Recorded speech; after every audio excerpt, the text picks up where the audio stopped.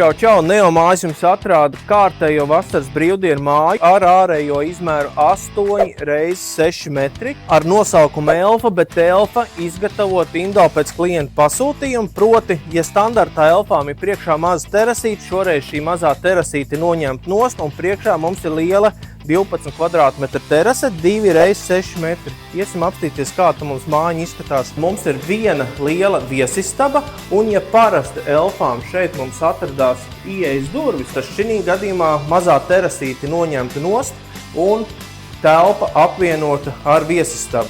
Virtuves zona paredzēta ir pie šī loga. Logu esam pacēluši 95 cm no zemes uz augšu, lai mēs varam pielikt galda virsmu.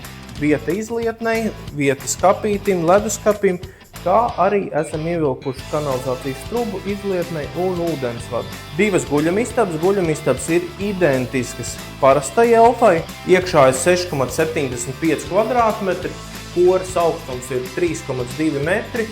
Vieta gultai, skapīšiem, sienas plauktiem, telpa pietiekami liela. Stīsimies, kāda izstās sanazlu telpa. Vieta duškabīnei, vieta izlietnei, toalets podam. Mājiņas iekšējā platība mums ir 31 kvadrātmetrs plus terase 12 kvadrātmetri, un šī ir pirmā izvēle kempingiem, viesmājām. Uzmini, cik mājaslapā neomājas.lv ir mājiņām Elfa modifikācijas un ierakst komentārā.